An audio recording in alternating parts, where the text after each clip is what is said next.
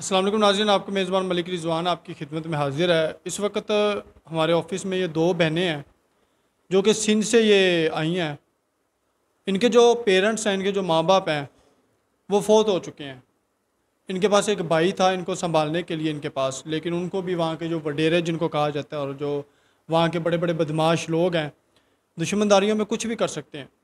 तो एक भाई को भी इन्होंने कत्ल कर दिया। पीछे ये दो बहनें रही, इन्होंने कहा भी हमारी जान तो ज़रूरी है, भाई भी इस दुनिया में नहीं रहे, माँ बाप भी इस दुनिया में नहीं रहे। तो सिंध छोड़कर इस वक्त लाहौर में हैं और यहाँ पर ये जिस घर में काम करती हैं वहाँ पर रहती हैं, लेकिन 2 दिन स्टिल ये पार्कों में और सड़कों पे इन्होंने गुजारी हैं। कैसे अल्लाह ताला ने इनको बचाया है और आगे ये करना क्या चाहते हैं, हम इनसे बात करते हैं। अस्सलाम वालेकुम। वालेकुम अस्सलाम। अच्छा, मुझे बताइएगा आपकी उम्र कितनी है 24 साल। और आपकी जो छोटी बहन है उनकी कितनी उम्र है? 20 साल। 20 साल है, ठीक है। तो कैसे माँ बाप का कैसे इंतकाल होता है? माँ तो हमारी मतलब कि बचपन में ही फ़ौत हो चुकी थी। बाप जो थे वो बहुत ज़्यादा बुज़ुर्ग थे और वो मतलब कि मेहनत मज़दूरी करते थे। तो मेहनत मज़दूरी करते करते वो बहुत ज़्यादा बीमार हो गए।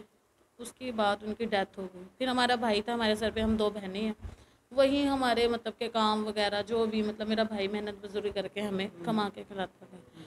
तो वहाँ के वडेरे जो थे ना वो हमें बहुत ज़्यादा तंग करते थे। क्या कहते हैं वो कहते थे हमसे गलत ताल्लुकात रखो। उधर के जो वडेरे हैं? जी जी, ऐसा ही है। तो हमने वहाँ पे अपने मतलब एक दफ़ा अपने चुप करके, 2 दफ़ा चुप करके, तीसरी दफ़ा हमने अपने भाई को बता दिया। तो भाई ने अब पहले प्यार से जाके बात की, उस टाइम नहीं रुके वो। उसके बाद काफ़ी दिन गुजरने के बाद फिर वही हरकतें उन्होंने स्टार्ट कर दी। फिर हमें तंग करना शुरू हो गया। फिर हमने अपने भाई को बताया, वो लड़ने चले गए। फिर वडेरों ने क्या किया, हमारे भाई को फायर मार दिया। हमारे भाई को उसी टाइम हमारा भाई कत्ल हो गया। उसके बाद हम दोनों बहनें अकेली रह गई, हमारा रिश्तेदार भी वहाँ कोई नहीं था। उसके बाद हम दोनों बहनें अकेली हो गई। हमें बहुत ज़्यादा तंग करने लग गए कि अगर तुमने हमारी बात ना मानी तो हम तुम्हारे साथ बहुत ज़्यादा गलत करेंगे।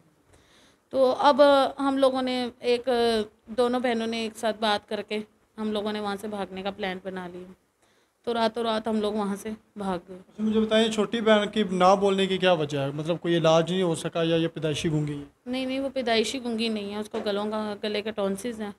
तो उसको इलाज कैसे करवाते हैं, हम लोग बहुत ज़्यादा गरीब थे।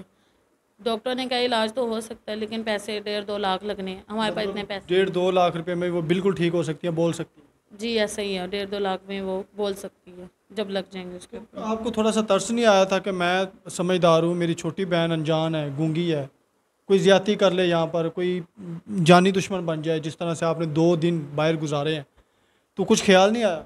ख्याल तो आया था लेकिन अपनी जहाँ जो हमारा अपना एरिया था जहाँ हम रह रहे थे वहाँ हमारी इज्जत नहीं बची। तो हमने सोचा कि नहीं, घर कोई एक जैसा भी नहीं होता, बस अल्लाह के सपोर्ट करके हम वहाँ से निकल गए। यहाँ पर अब किधर रह रहे हैं? अब हम पहले यहाँ तो 3-4 दिन हमने सड़कों पे गुजारे हैं। फिर वहाँ पे कई औरतें मिली, उन्होंने कहा कि आप घरों में काम करो, हर कोई बुरा भी नहीं होता। तो फिर उन्होंने मतलब कि हम लोग जा के हमने घरों में पूछा। उन्होंने एक घर हमें ऐसा मिला, उन्होंने हमें पूरा घर का काम के लिए हमें रखा और मेरी रिहाइश भी दी। पढ़ी लिखी हो के, जवान हो के, खूबसूरत हो के, आप आधी आधी रात तक लोगों के घरों में काम करती हैं, बहन भी आपकी करती है, तो क्या थोड़ी सी महसूस नहीं होती, शर्मिंदगी नहीं महसूस होती कि हम बजाय को कोई अच्छी नौकरी करें, कोई अच्छा घर देखें, आप काम कर रहे हैं? बस गरीब हैं, गरीबों को पूछता कौन है। बस हमारे माँ बाप ने भी कभी हमसे काम नहीं करवाया, हमारी मजबूरी के तहत हम ऐसा काम कर रहे हैं। शादी भी नहीं हुई हुई क्योंकि भाई भी नहीं रहा। इस वजह से हम लोगों के घरों के काम करें। अगर इसका इलाज हो जाएगा, मेरी यही ख्वाहिश है कि इसका इलाज करवा के आपके इधर आने का यही मकसद है कि मीडिया के पास, कि मेरी बहन का कोई अच्छे भी लोग हैं जो इलाज करवा दें।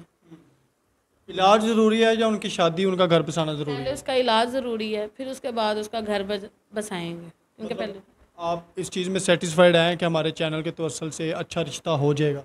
जी जी ऐसा ही है, क्योंकि मुझे किसी ने बताया था आपके बारे में, तो मैं इसी वजह से आपके पास आई हूँ। तो आप अपना रिश्ता क्यों नहीं करवा रही हैं पहले? वो तो छोटी है।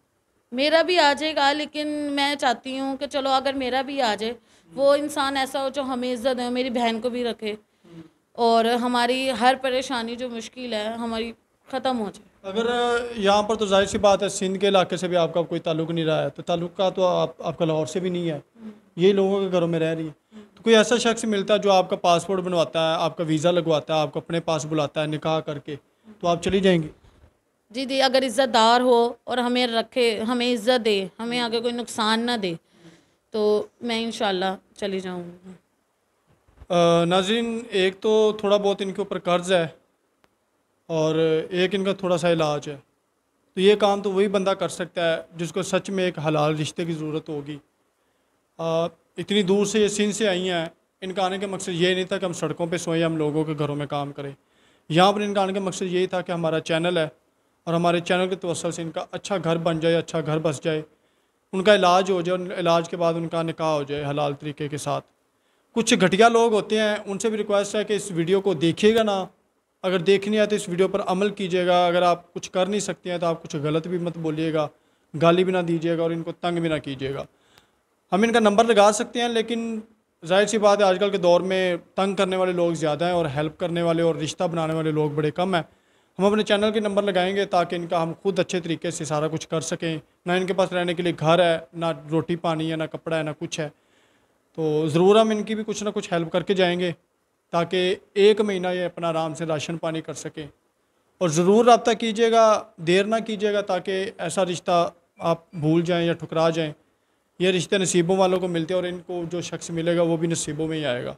तो ज़रूर रब्ता कीजिएगा ताकि उनका इलाज हो जाए और इन दोनों बहनों का घर बस जाए। इजाज़त है, अल्लाह ने के बाद।